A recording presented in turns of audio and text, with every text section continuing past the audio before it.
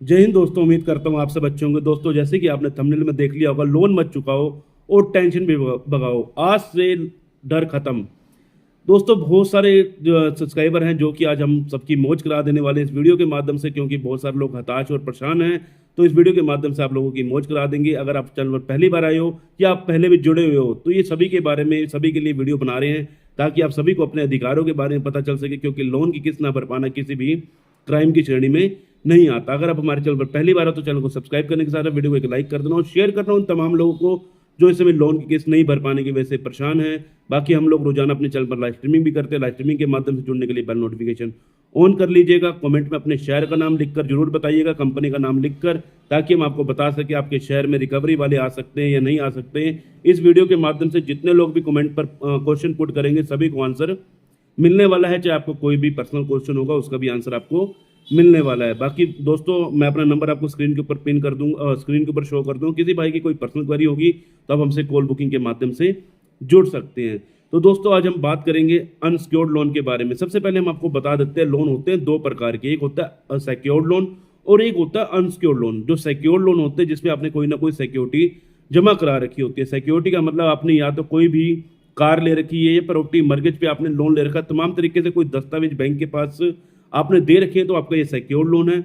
और जिस लोन के बारे में हम आज बात करने वाले हैं वो है अनसिक्योर्ड लोन। अनसिक्योर्ड लोन कौन से होते हैं? जो कि आपने सिर्फ और सिर्फ अपने आधार कार्ड पर और पैन कार्ड पर आपने एक लोन प्रोवाइड करा रखा है, जो कि इंस्टेंट पर्सनल लोन जिनको बोला जाता है। अगर वो लोन है तो आज उन लोन कंपनियों के बारे में बात करेंगे, जो कि ऐप स्टोर पर बहुत सारी लोन कंपनियां मौजूद हैं जो कि आपको लोन दिलवाने का काम करती है। एक कंपनी नहीं है, आप हर एक कंपनी के हिसाब से, चाहे आपका किसी भी कंपनी से लोन है, उन सभी के लिए वीडियो बना रहे हैं ताकि हर किसी को पता चल सके। क्योंकि सिंगल वीडियो हर कोई बना देगा, लेकिन एक मल्टीपल वीडियोस के लिए ये हमारा चैनल है जो कि आपको हर एक चीज स्पष्ट रूप से बताने की आपको कोशिश करता है। दोस्तों, जो अनसिक्योर्ड लोन होते हैं, सबसे पहली बात सुन लीजिए, वो आपका सिविल का मैटर रखते हैं। जितना भी आपका सिविल, अगर आपका सिविल अच्छा है तो आपको लोन मिलेगा। अगर आपका सिविल बुरा है तो कंपनी आपको लोन नहीं देगी। चाहे आप जितना मर्जी जोर लगा लो, कंपनी को आप जितना मर्जी अप्रोच कर लो, लोन कंपनी आपको लोन नहीं देंगी अगर आपका सिविल कम हुआ तो। अगर आपका सिविल 600 से कम है या 700 से कम है तो लोन कंपनी आपको लोन देना बंद कर देती है। तो क्या है ये चक्कर कि आपको लोन भी नहीं मिल रहा और आपको टेंशनें भी खत्म करनी है, क्योंकि आप ऑलरेडी एक बहुत बड़ी ट्रैप में फंस चुके हो। बहुत सारे लोग क्या करते हैं, एक लोन को चुकाने के चक्कर में दूसरा लोन, दूसरे लोन को चुकाने के चक्कर में तीसरा, तीसरे लोन को चुकाने के चक्कर में चौथा, ऐसे करके मल्टीपल लोन हो जाते हैं। और मल्टीपल क्रेडिट कार्ड को यूज करके वो इस समय अपने क्रेडिट कार्ड की मिनिमम अमाउंट पे कर रहे होते हैं। मिनिमम अकाउंट जो अमाउंट पे कर रहे होते हैं वो सारा का सारा ब्याज आप पे कर रहे होते हैं। उसके बाद आप हताश और परेशान होकर अपनी सारी की सारी ईएमआई स्टॉप कर देते हैं और एक डिफॉल्टर बन जाते हैं।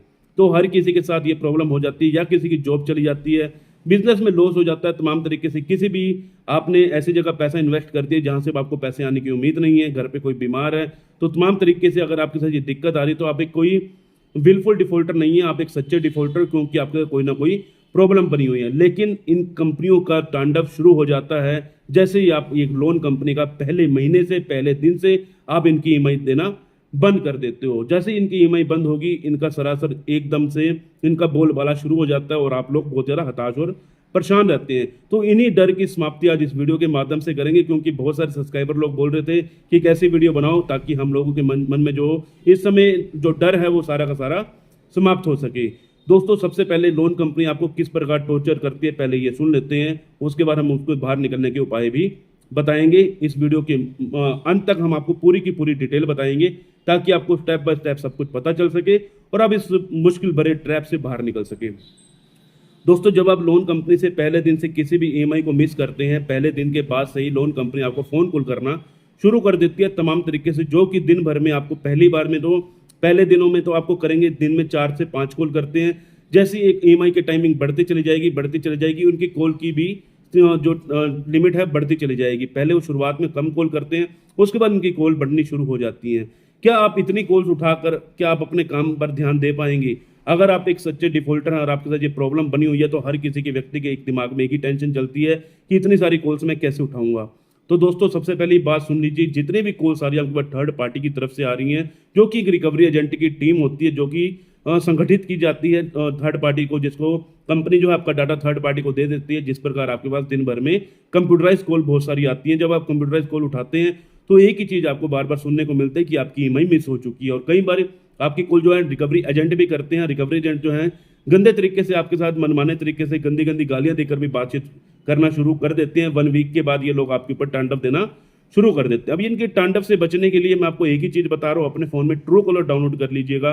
ट्रू कॉलर में डाउनलोड करने के बाद अगर कोई भी स्पैम कॉल आ रही है, स्पैम कॉल को जितने भी हैं आप रिजेक्ट कर सकते हैं। अगर आपके फ़ोन में कोई ऐसा ऑप्शन है कि मैं इस स्पैम कॉल को नहीं उठाऊं, तो आप उसको भी एक्टिवेट कर सकते हैं ताकि आपके पास किसी भी तरह की अननोन कॉल्स ना आए, क्योंकि अननोन कॉल्स की वजह से आप लोग बहुत ज़्यादा परेशान रहते हैं। अगर अननोन कॉल ही नहीं आएंगे तो आप अपने काम पर ध्यान दे पाएंगे। सबसे पहली बात तो ये है कि आपको फ़ोन वगैरह नहीं उठा के आपको इनसे वार्तालाप नहीं करना। आप जितने इनसे वार्तालाप, जितनी इनसे बातें करोगे, इतना ही आप लोगों को परेशान करने वाले हैं। तो ये चीज़ हमेशा ध्यान से सुन लीजिए, कॉल मत उठाएं। कॉल नहीं उठाना किसी भी क्राइम की श्रेणी में नहीं आता, क्योंकि दिन भर में 500 कॉल करेंगे तो 500 कॉल उठाना संभव नहीं है। अब आपको नेक्स्ट स्टेप आएगा, इनके रिकवरी एजेंट आना शुरू कर देते हैं ज़्यादा से ज़्यादा 7वें दिन के बाद, 14वें दिन के बाद, 21 दिन के बाद इन कंपनी के रिकवरी एजेंट आना शुरू कर देते हैं। कंपनी का नाम लिखकर आप अपने शहर का नाम लिख देना कमेंट में, ताकि मैं आपको बता सकूं आपके शहर में रिकवरी एजेंट आएंगे या नहीं आएंगे, क्योंकि हर जगह रिकवरी एजेंट नहीं पहुंच पाते हैं। गाँव में तो अधिकतर नहीं पहुंच पाते हैं, लेकिन ये शहरों में पहुंच जाते हैं। अगर आप शहर में रहते हो तब भी पूछ लीजिएगा, गाँव में रहते हो तब भी पूछ लीजिएगा।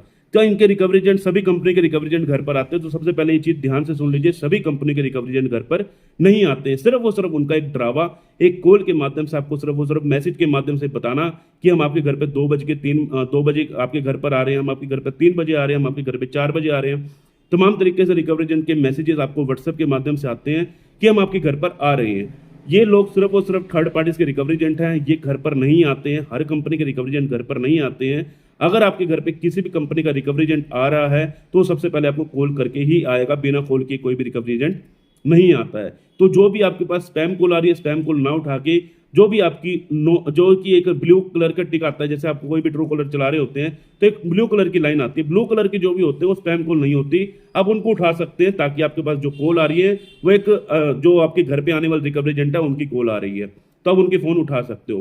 दोस्तों पहली बात ये सुन लीजिए, पैसा है तो पे कर दीजिए, नहीं है तो वेट कर लीजिए, जब पैसा आएगा तब पे कर दीजिए। क्योंकि रिकवरी एजेंट के मनमानने की वजह से आप लोग इनका पैसा मत पे कीजिए, क्योंकि ये लोग आपको हताश और परेशान करते हैं।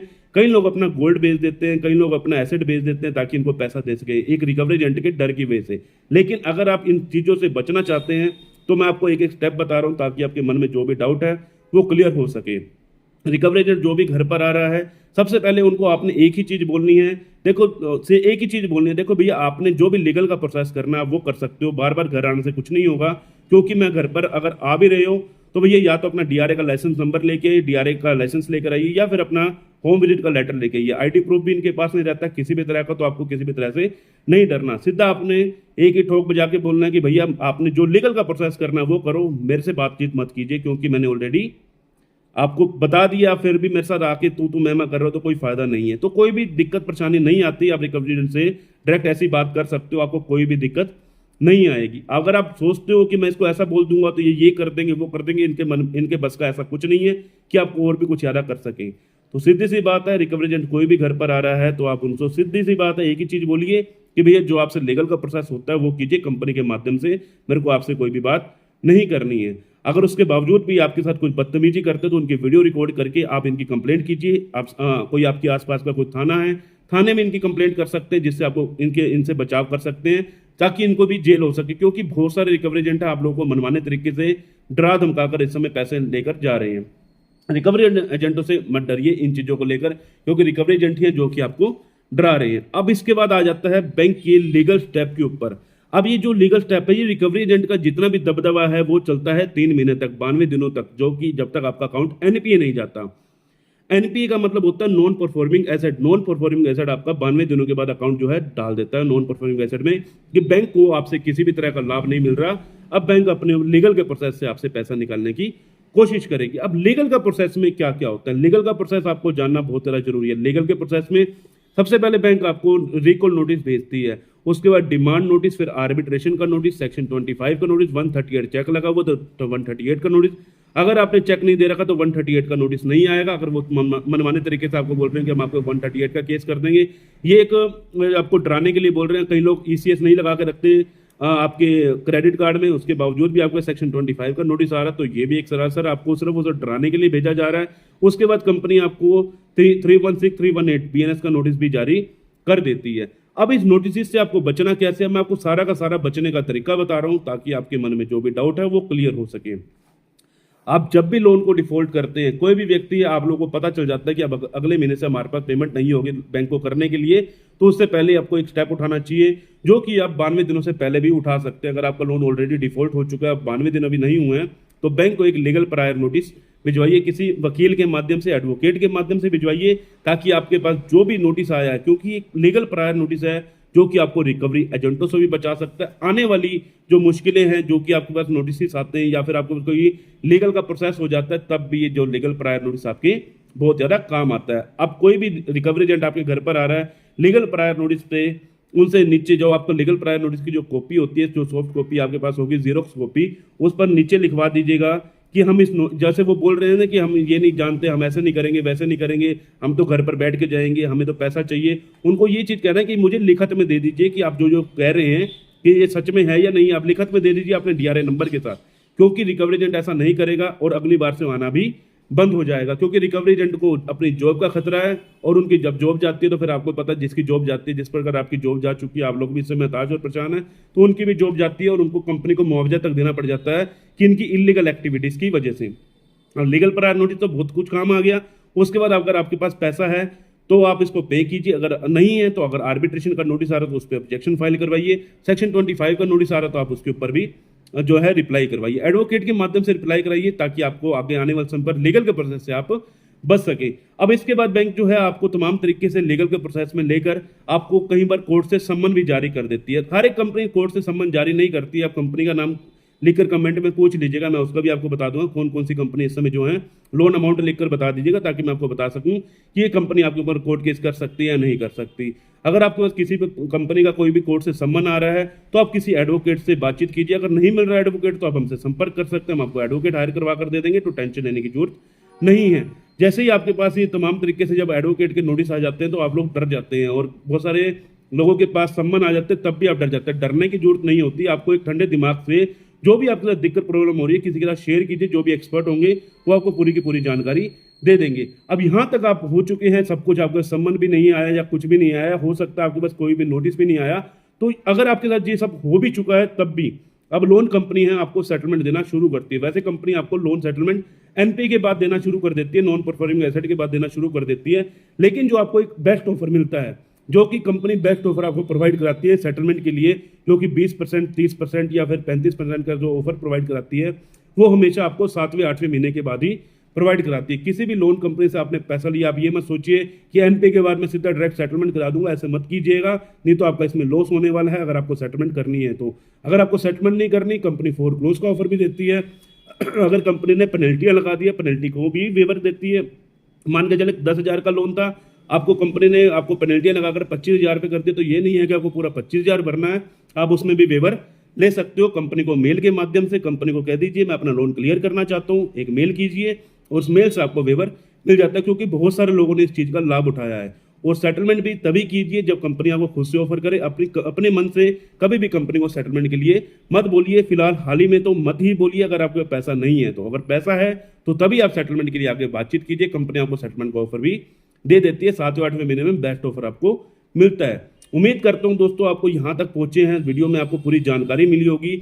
आज आपके पास पैसा नहीं है, आने वाले समय पर जब भी आपके पास पैसा हो, आप या तो लोन को फोरक्लोज कराइए, सेटलमेंट कराइए। सेटलमेंट के बाद आपको लोन नहीं मिलेगा, लेकिन फोरक्लोज के बाद आपको फिर भी फ्यूचर में लोन मिल जाता है, क्योंकि सेटलमेंट एक ऐसा टैग है कि आपको फ्यूचर में लोन लेने में बहुत ज़्यादा मुश्किल आती है, फिर आप लोग परेशान रहते हैं। तो इसलिए मैं यही उम्मीद करता हूँ आप लोगों के पास पैसा हो तो पे कर दीजिए, नहीं है तो वेट कर लीजिए, जब पैसा आएगा तब पे कर दीजिए। मिलते हैं आपसे किसी और इन्फॉर्मेटिव वीडियो के साथ। जय हिंद, जय